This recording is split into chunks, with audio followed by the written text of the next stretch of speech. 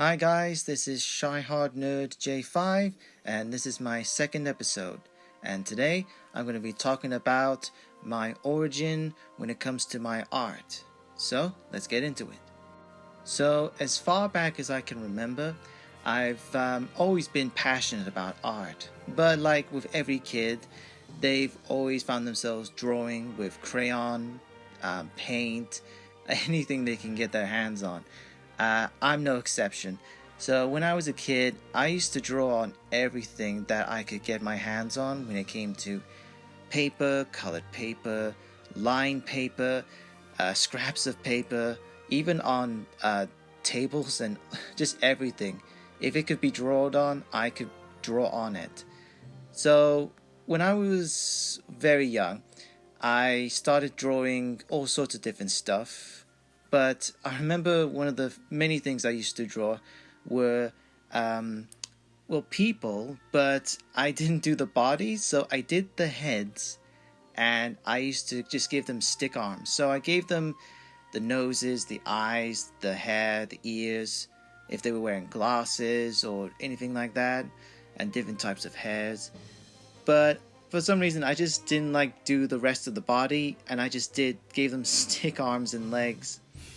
And I did that for a while, but then as time went on, I began to sketch. I began to draw what I saw from the various TV shows, games, movies, and various different stuff that I saw on television. And it was a lot of nerdy stuff that you would have seen in the late 90s to the early 2000s. You know, some of the classics like you get from Cartoon Network, Boomerang, Fox Kids, CBBC, all the stuff, all the good stuff. And then, of course, video games, various stuff from the PlayStation 1, PlayStation 2, the early good stuff. And then from then on, I just kept going and going. And I was very passionate, very shy, very sort of nerdy, like all kids were at that age. And still today, I suppose. But I had stack on stack on stack of many drawings that I did for years, and unfortunately, some of them had to be thrown out. Some of them I even still got today, just sitting up in the attic. And in school, I kept drawing as well. I even presented many of my drawings from competitions and in my books for story writing projects. I was very imaginative when I was a kid, but it also made me kind of different the way I saw things and imagined things. But I guess that's like with any shy, awkward, autistic, nerdy kid growing up. But of course, my family, my friends, they always knew what I liked, so they always got me art stuff, pencils, papers, and then of course, all sorts of stuff that inspired me and just filled my nerdy little imagination with all kinds of colors and imagination. Because there was one thing that inspired me very much when I was a kid. It was a combination of monsters, superheroes, robots, aliens, a lot of action, adventure, fantasy, and just all the good stuff. Ooh, it's just really, the stuff that just makes you have the tingles. And this all kept up all the way to when I was a teenager in high school, because I really tried to improve my skills. They did improve as time went on, and I didn't know at the time if it was just my quirky side hobby, because at the time I was going through what all teenagers go through, the changes, the questions, the biological changes, all that dramatic stuff that unfortunately we all go through. And of course, I was thinking what I wanted to do with myself. Because I was thinking career-wise, I was thinking, I'd be a firefighter or a policeman. The standard stuff for a young teenager thinking about careers. But I never really thought I would do anything with my art. Because I always thought it'd just be something I'd do it on the side. But as time went on, I began to realize that I'm passionate about my art. I love creating art, and it's something that I'm really good at. Well, I should say, I wouldn't. I shouldn't say really good at. I'd say I'm good at it. I mean, everybody's good in their own ways. That's like saying I'm an expert. I am far from being an expert here, people. So from then on, I did various different types of designs. Of course, I kept to my original love of monsters, heroes, villains, and just all the good stuff. But I kept trying to make them pop, make them 3D like, try to give them more character, more life, just, make them stand out a little bit more. And this kept up all the way from year 7 all the way to year 11. And I kept creating, I kept drawing. In fact, I kept drawing on pretty much everything. I kept drawing on my books, my work folders. I got told off a couple of times because, I was literally just covering my stuff with just all my doodles of creatures and all sorts of stuff. One time I got told off about the amount of doodles that I was covering up all of my work. But of course, sometimes or another, I would be praised for what I can do, and they would be pleasantly happy and surprised of how imaginative I was. But at the same time, I always tried to do my best. I didn't like to show shoddy work. Oh my god, we all know when you're a teenager, you don't like to feel like you're making a mistake and think that you're always right, unfortunately. And oh my god, I was going through a lot of emotional stuff at the time, and I found many different outlets, including, surprisingly, I started to take up fanfic writing. So there was like a short fanfic story I wrote about Deadpool, and it was like a kind of like an Alice in Wonderland sort of scenario, and it was quite quirky. I really got into it for a while. I wrote, I think, about 10 chapters, but I never finished it. I might go back to it if I got the time, or if I feel like it. I feel like it would be interesting to see how I would finish that. And of course, I wrote other short stories, and it sort of developed. Then, when I came to the end of school, I had to decide what I was going to do next. So, I decided that I would start by improving my art skills. So, I decided to go to college to study art and design. So I went to college. It wasn't like one of those big colleges. It was like a small college, but it was like, it wasn't complicated. You didn't get lost. It was just like everything was where it needed to be, and I really had the really best of times educational wise there. I was surrounded by all different types of people in my course. Some of them that were quite passionate about the art as well, while some were just doing it just to, get a degree in something, to, various, just to try and say, I have a degree. And so I kept creating. And of course, I had my own sense of style, which people noticed. And they just sort of knew what I was into and what I was just generally good at creating. But sometimes or another, I had to step out of my comfort zone, which I did, which I struggled a little bit, but it wasn't that bad. And I created all different types of pieces, some good, some bad, some I was just, oh my god, why? But you know what? When you're doing an art course, you gotta do what you gotta do, and you gotta create what you're been asked to create, which I'm flexible about, and it just made me excited, really challenged me. And this went on for many years. Then, when I decided to go to do university, I went on to do ceramics, which I didn't think I would actually do, but selection wise, I thought it'd be interesting to have ceramic skills. So I went and did a ceramics course, and my teacher, he was a very quirky, very out of the box kind of guy. Because one thing, his mindset was very out there in the way of describing different ways of doing art, and he only had one arm. Well, I should say he had one arm, and then his other arm was like a short arm with like little stubby, like a little T-Rex arm. He was such an interesting teacher, and I still remember his teachings till this day. And at the time now, he's retired now, but he's still doing his craft, and it's good to see him still doing what he does, even after he retired.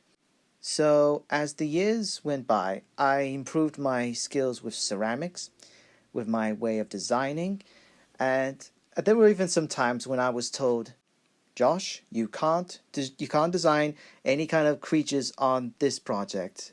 You can't, no monsters, no dragons, no reptilian like things, anything that is not exactly of human origins, etc., etc. Which it was so funny because they just knew my style and they were trying to push me out of my comfort zone, which I did. I hated it, but yeah, I did it. And then, of course, when it came to the end of my course, there was this big art show, which we would display our ceramic pieces and have an attempt of people to buy them. Unfortunately, no one bought my pieces because they were, well, do you know what? To each his own, I suppose, when it comes to what they want to buy. But I was like super proud of myself that I was displaying my art pieces. People were looking at them, talking, whispering. And oh god, it gets you here in the feels, in your chest right here. And I was super proud of myself. And then of course came the big day when I finally got my degree. I graduated, and it was like a bittersweet feeling. On one hand, I was proud of myself because I was graduating for all those good days, those bad days, those stressful days, those days that I didn't feel like I was good enough, but I had made it for all that, and I had made my family proud. But at the same time, I knew I was coming to an end of just that push that others were pushing me to do more, to improve. But now it had to be that I had to lean on myself, to push myself, to do something after I graduated, which then leads to the things that have led to present day. As things went on after I graduated, there were some up days, some down days, some depressing days.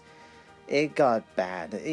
That's a story for another time, but I can say I was not in the best mindset.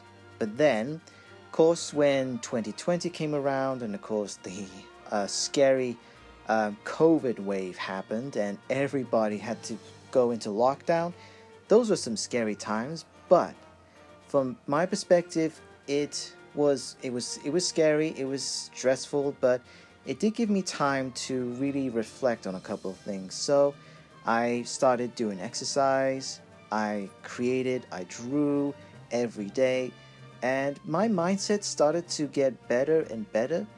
And then of course, as time went on, when the lockdown finished, I was in a better mindset, and I started to move forward, and I started to push myself to what I want to do moving forward when it comes to my art. So there have been some trials and errors. There have been times when I started to work on something, but then I'd immediately lose the spark and I'd just walk away. Then I'd start a new one, and the same thing happened again and again and again. And I began to have a lot of doubt in myself. And when it comes to me, I am very heavy on myself. It's the equivalent of having that one boss. You know what I mean? That one boss that's just like, this is garbage!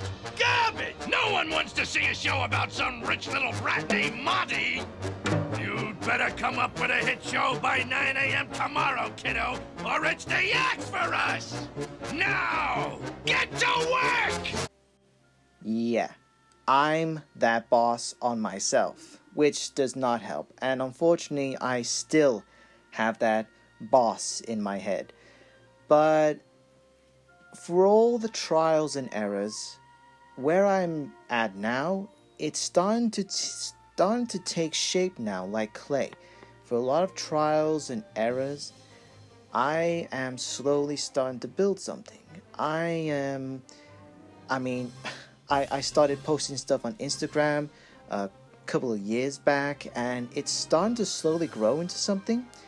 I'm currently working on my own book with my own characters and designs, which I'll explain in a future video.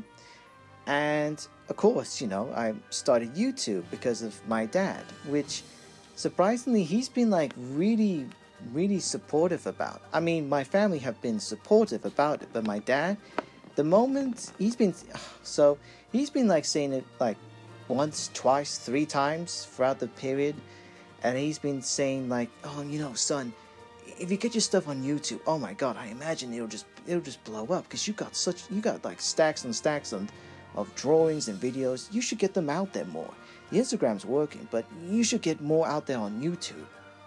So I did, and now when the first video dropped, he came into my room, and I was like so shocked because he was gonna come in. I was expecting, all right, he's gonna say little nitpicks here and there and all that, but then he was like, oh my God, I love it. This video's amazing, and I was like pleasantly surprised. I was like shocked to hear that how amazed he was about the video. And then of course when I saw my mum, she nearly started to cry. I was like, wow, I was speechless because when it came to my art, I didn't get this much of a response because I love art. They have their own passions and stuff. It was just like a really emotional surprise for me, and that's what's pushing me to keep going. Not only for them, but for myself, because I've been watching YouTubers for years express themselves. So I think I'm going to keep going as much as I can with this. And of course, at the same time, I don't know what this channel will shape into, but I look forward to sharing my ideas, my passion, my characters, and everything I have just with the people, with you guys, all you different types of wonderful, quirky types of people, which will be interesting. And I mean, if you haven't noticed, I'm still scared, shy, a little awkward, but I guess that's just part of my personality, and I look forward to seeing what happens moving forward. I mean, the only thing I can think about moving forward is getting better equipment, because currently I'm doing this on my iPad, which still works, but I did get it in 2014. I think it might be time to upgrade. That's it for now, guys, but if you want to see more, simply drop a like, subscribe, drop a comment down below. I would love to hear what you guys have to say, and if you want to be notified of any future videos, then click on the little can't talk. Drop. It's a long day. Click on the little bell icon down below, and you'll be notified of any future videos. And if you scan the code at the bottom where Drogon is holding, then you'll be instantly taken to my Instagram account, where you'll see all the different types of drawings that I've posted over the years, and you can also subscribe. But yeah, so oh God. Leave a like, drop a comment, tell me your thoughts, and I look forward to seeing you guys later. Alright? See you later.